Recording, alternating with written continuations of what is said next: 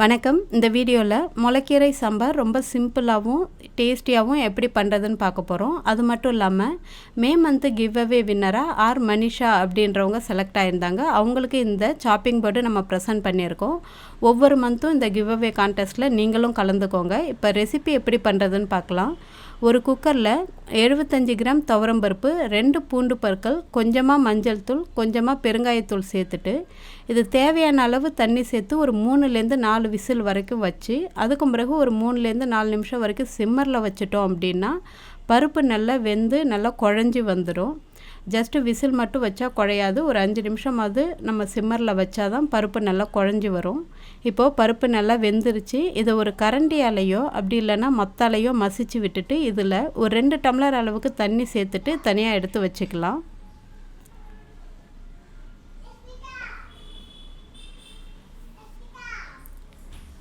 இப்போ எப்படி தாளிக்கிறதுன்னு பார்க்கலாம். ஒரு கடாயில் 2 ஸ்பூன் அளவுக்கு எண்ணெய் சூடு பண்ணியிருக்கேன். எண்ணெய் சூடானதும் கடுகு, இது கூட கொஞ்சமாக ஜீரகம் சேர்த்து நல்லா பொரிச்சிக்கலாம்.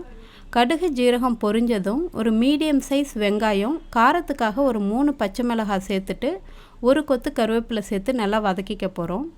வெங்காயம் வந்துட்டு ரொம்ப நல்லா வதங்கணுன்ற அவசியம் இல்லை, லேசாக வதங்கினா போதும்.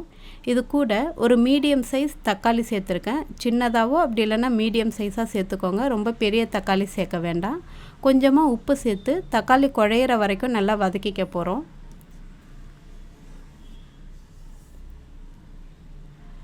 இது நல்லா வதங்கினதும் நான் அரைக்கட்டு முளைக்கீரை நல்லா சுத்தம் பண்ணிவிட்டு பொடியாக நறுக்கி எடுத்து வச்சுருக்கேன்.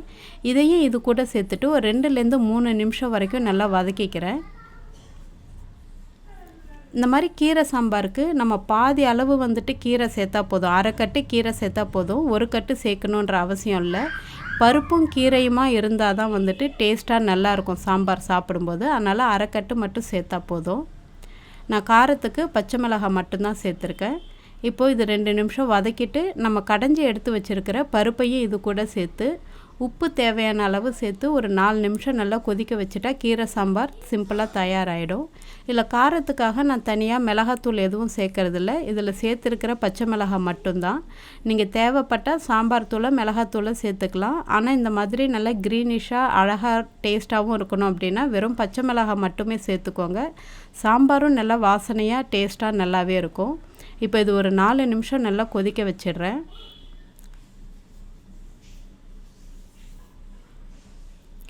இப்போது கீரை சாம்பார் தயாராகிடுச்சு. இந்த சாம்பார் கூட நம்ம வாழைக்காய், கருணைக்கிழங்கு, உருளைக்கிழங்கு, சேனைக்கிழங்கு, சேப்பங்கிழங்குலாம் வறுத்து வச்சு சாப்பிட்டோம் அப்படின்னா சாதத்தோடு வச்சு சாப்பிட்றதுக்கு ரொம்ப சிம்பிளாக சூப்பராக நல்லாவே இருக்கும்.